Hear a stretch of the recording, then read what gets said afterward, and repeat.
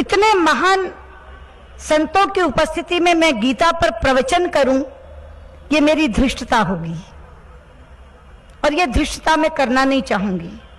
लेकिन गीता के अनुरूप जीवन जीने के कारण जो मेरे अनुभव हुए हैं उन्हें मैं जरूर आपके साथ साझा करना चाहूंगी और मुझे लगता है कि वही आज के लिए प्रासंगिक भी होगा। बंधुओं और बहनों, मैंने बहुत छोटेपन में गीता का अध्ययन करना शुरू किया था। श्लोक पर श्लोक पढ़ती जाती थी और उसके साथ प्रश्न पर प्रश्न उभरते जाते थे। पूरी गीता पढ़ डाली, लेकिन अनेक प्रश्न सामने ऐसे आए जिनका समाधान नहीं हो सका। पुनः पढ़ने का सिलसिला प्रारंभ किया। कुछ एक प्रश्न उनका समाधान हुआ, लेकिन फिर भी बहुत से प्रश्न अनुत्तरित रह गए। फिर तीसरी बार पढ़ने का सिलसिला शुरू किया तो धीरे धीरे समाधान उभरने लगे।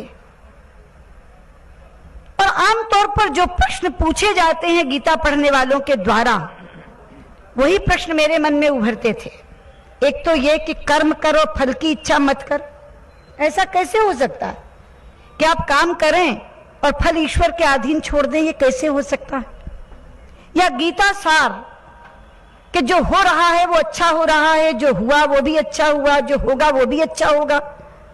मेरे सामने घट रही है एक चीज जो मेरे मन को अच्छी नहीं लग रही, हो भी नहीं रही अच्छी। मैं कैसे मानूं जो हो रहा है वो अच्छा हो रहा है, जो हुआ वो अच्छा हुआ?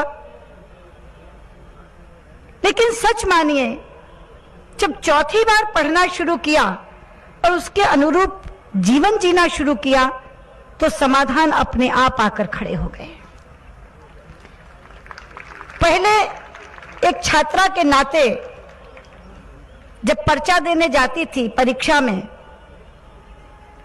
तो पूरे सिलेबस को पढ़े बिना कभी आधा कभी 3/4 पढ़ लिया, तो परीक्षा हॉल तक जाते जाते एक ही बेचैनी, हे भगवान ये करना जितना पढ़ा है उसी में से आए, उसमें से ना आ जाए जो रह गया। ये बेचैनी मन में उभरती रहती थी। लेकिन जब एक बार पूरा सिलेबस कंप्लीट करके मुकम्मल तैयार करके गई, तो जैसे ही सिलेबस खत्म हुआ, मुंह से अपने आप निकला, प्रभु मुझसे जो होना था मैंने तो कर दिया, अब फल तेरे अधीन है। तब मुझे लगा कि ये मुश्किल नहीं है। सवाल यह है कि हम कर्म अधूरा करते हैं और उसके बाद फल की इच्छा करते हैं। लेकिन अगर हम अपना कर्म पूरा कर लें तो कहने की जरूरत नहीं पड़ेगी, अंदर से यह भाव उत्पन्न होगा कि मेरे से जो अपेक्षित था मैंने कर लिया, कुछ भी छोड़ा नहीं, अब फल तेरे अधीन है। इसी तरह जो दूसरा प्रश्न बार बार उठता है, मेरे जीवन में एक ऐसी घटना घटी जिसने मुझे बहुत कष्ट दिया, बहुत ज्यादा कष्ट दिया। लेकिन मात्र 3 महीने बाद उसी घटना ने मेरी जिंदगी का दौर बदल दिया। और मैं कह सकती हूं कि आज मैं जहां पहुंची हूं, अगर वो घटना नहीं घटती तो मैं आज नहीं पहुंचती। तो 3 महीने बाद ही मेरे मुंह से निकला, मैं जिसके बारे में इतना दुखी हो रही थी, ठीक तो कहते हैं कृष्ण, जो हुआ अच्छा हुआ, उस समय जो हुआ वो अच्छा हुआ। ऐसी 20 घटनाएं जिंदगी में घटी। और उसके बाद ये कर्मण्यवाधिकारस्ते मां फलेषु कदाचन मां कर्मफल भूति मां तो संगो वस्त्व कर्मणि, ये एक तरफ रह गया और एक श्लोक सामने आ गया। 18वें अध्याय का वो श्लोक, सर्वधर्मान परित्यज्य मामेकम शरणम ब्रज अहम त्वा सर्व पापेभ्यो मोक्षयिष्यामि मा शुचः। तू सब धर्मों को त्याग कर मुझे अकेले की शरण में आ जा, मैं तुझे सभी पापों से मुक्त कर दूंगा, तू शोक मत कर। मुझे लगा श्री कृष्ण मां के रूप में सामने खड़े हैं और बाहें फैलाकर कह रहे हैं, हो गए बहुत तर्क कुतर्क, आ मेरी गोदी में बैठ, मैं तुझे चिपटा लूंगी और तेरे सारे संशयों का नाश हो जाएगा। और वो दिन था मित्रों, जब पूर्ण समर्पण भाव मन में जगा और अपने तमाम तर्कों को, अपने तमाम संदेहों को, अपने तमाम संशयों को कृष्ण के चरणों में मैंने समर्पित कर दिया। और उसके बाद एक नई व्याख्या उभरी।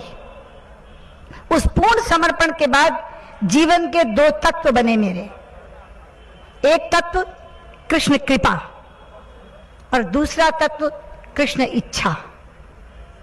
मैंने कहा कि जीवन में दो ही चीजें तो घटती हैं, या मन के अनुकूल या मन के प्रतिकूल। कोई चीज जो आप चाहते हैं वो आपको मिल जाती है तो आपको लगता है कि जो चाहते थे वो हो गया, मन के अनुकूल परिणाम आ गया। लेकिन जो आप चाहते हैं वो नहीं मिलता या कुछ और उसके विपरीत घट जाता है तो घटना मन के प्रतिकूल कहलाई जाती है। तो मेरे जीवन का तत्व बना कि जब भी कुछ मन के अनुकूल घटेगा तो मैं उसे कृष्ण कृपा मानकर प्रसाद की तरह ग्रहण करूंगी, और जब भी कुछ मन के प्रतिकूल घटेगा तो उसे कृष्ण इच्छा करके स्वीकार करूंगी। और इन दो तत्वों ने मेरी जिंदगी बदल दी।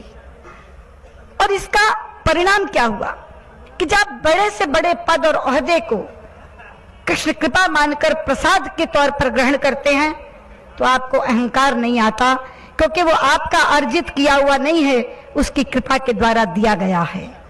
और जब आप किसी प्रतिकूल परिस्थिति को कृष्ण इच्छा कहकर स्वीकार करते हैं तो आप विचलित नहीं होते। इसलिए कृष्ण कृपा का भाव अहंकार नहीं आने देता मुझ में, और कृष्ण इच्छा का भाव विचलित नहीं होने देता मुझे। और यही कारण है कि इतने इतने तनावों से गुजरना पड़ता है इस जिंदगी में। खास तौर पर जो विभाग इस समय संभाल रही हूं, पूरे विश्व की चुनौतियां सामने आती हैं, तरह तरह की कष्ट सामने आते हैं, लेकिन इस कृष्ण कृपा और कृष्ण इच्छा के बीच झूलती हुई पूरी जिंदगी को तनाव मुक्त होकर के जी रही हूं। इसलिए आपको एक बात कहना चाहूंगी कि बहुत बार लोग ये सोचते हैं गीता, रामायण, महाभारत, भागवत ये तो बुढ़ापे में पढ़ने की चीजें हैं। लेकिन जब वो बुढ़ापे में गीता खोलते हैं तो कहते हैं काश हमने ये जिंदगी के युवावस्था में पढ़ी होती। तो जिन चीजों का सामना हमने अपने तरीके से किया और आज यहाँ पहुंचे, उसकी बजाय अगर हम गीता के रास्ते चलकर अपनी जिंदगी जिए हुए होते तो हमें कष्ट नहीं होता और आज हम कहीं के कहीं होते। इसलिए ये गलती मत करना। गीता को बुढ़ापे के लिए छोड़ने की चीज नहीं है। गीता वो है जो आज पढ़नी है, जो आपको जीवन के जीने का रास्ता देगी, आपका माध्यम बनेगी। और खास तौर पर आज का दिन, जिस समय लोग इतने स्ट्रेस में रहते हैं, इतने तनाव में रहते हैं, डिप्रेशन की बीमारी बढ़ती जा रही है, केवल हिंदुस्तान में नहीं पूरे विश्व में बढ़ती जा रही है। आज एक अखबार में पहली फोटो है इंडियन एक्सप्रेस में एक डिप्रेस्ड आदमी की, 445 किलो वजन, 40 वर्ष की उम्र और 445 किलो वजन, क्योंकि डिप्रेशन को दूर करने का काम लोगों ने चॉकलेट खाना समझ रखा है। चॉकलेट खाओ तो डिप्रेस नहीं होगे, या गोलियां खाकर लोग अपना डिप्रेशन दूर करते हैं, दवाइयां लेकर डिप्रेशन दूर करते हैं।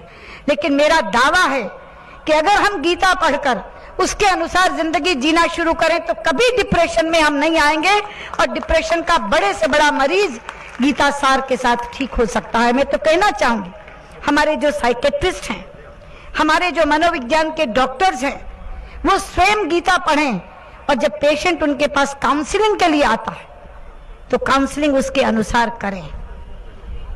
इतना भव्य भाव आएगा आपके अंदर, सारे तर्क खत्म हो जाएंगे, सारे संशय और सारे संदेह समाप्त हो जाएंगे और जीवन जीने का राह मिल जाएगा।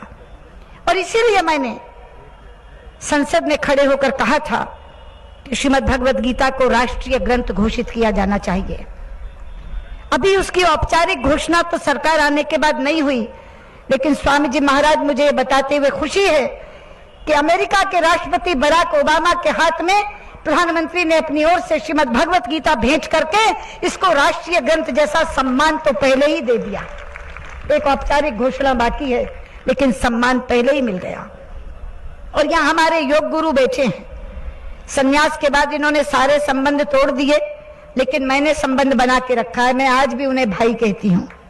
मेरा और स्वामी रामदेव जी के गांव में केवल 15 किलोमीटर का अंतर है, लेकिन रिश्ते ने वो फासला भी मिटा दिया है कि संयुक्त राष्ट्र संघ में आज से केवल 3 महीने पूर्व प्रधानमंत्री नरेंद्र मोदी जी ने एक आह्वान किया था कि भारत का योग विश्व योग दिवस के रूप में मनाया जाना चाहिए। आज मुझे यहाँ खड़े होकर आपको बताते हुए खुशी है 170 देशों का समर्थन हमें इस प्रस्ताव के लिए मिल चुका है और आज से 4 दिन बाद, महज 4 दिन बाद 11 दिसंबर को संयुक्त राष्ट्र संघ द्वारा 21 जून को अंतर्राष्ट्रीय योग दिवस घोषित कर दिया जाएगा। तो जिस तरह भारत का योग केवल व्यायाम नहीं बल्कि भारत का योग एक जीव और ब्रह्म की जुड़ने का एक माध्यम है, उसी तरह से भारत का ये ग्रंथ श्रीमद् भगवत गीता जीवन जीने का, सुख से जीने का, तनाव मुक्त होकर जीने का एक बहुत बड़ा माध्यम है। और जैसे मैंने कहा कि एक संपूर्ण समर्पण भाव मन में उभरा था, उसी दिन स्वामी हरिदास जी का जो मंत्र है जिसकी आखिरी पंक्ति है, कृष्णात् परम किमपि तत्त्वम अहम न जाने, कृष्ण के बिना किसी भी और तत्व को मैं नहीं जानती, यही सोचकर मैं अपना जीवन जी रही हूं। और जब स्वामी ज्ञानंद जी महाराज से पता चला कि उन्होंने तो जियो गीता को एक अभियान के तौर पर चला दिया, तो मुझे लगा कि मानवता के प्रति इससे ज्यादा सुंदर अभियान दूसरा नहीं हो सकता। महाराज, मैं आपको बहुत बहुत अभिनंदित करती हूँ, आपका वंदन करती हूँ कि इस समय हिंसा की राह पर चल रहे विश्व को और तनावों से युक्त मानवता को अगर कोई अभियान निजात दिला पाएगा तो वो जियो गीता होगा। और आज के दिन से आपसे कहना चाहती हूं कि गीता के 2 श्लोक प्रतिदिन पढ़ना शुरू करिए। 2 श्लोक, 700 श्लोकों का ग्रंथ है ये, 1 वर्ष से पहले समाप्त हो जाएगा। उसके बाद फिर पढ़िए, ये सिलसिला अंत तक जारी रखिए। 3रे या 4थी बार पढ़ने के बाद आपको वैसे ही राह मिल जाएगी जीवन जीने की जैसे मुझे मिली है। इसलिए मैंने सोचा कि आज मैं केवल उन अनुभवों को आपके साथ साझा करूं जिन्होंने मुझे मार्ग दिखाया है, वही गीता आप सबको भी मार्ग दिखाएगी। बहुत बहुत धन्यवाद। बोलो योगेश्वर श्री कृष्ण महाराज की जय।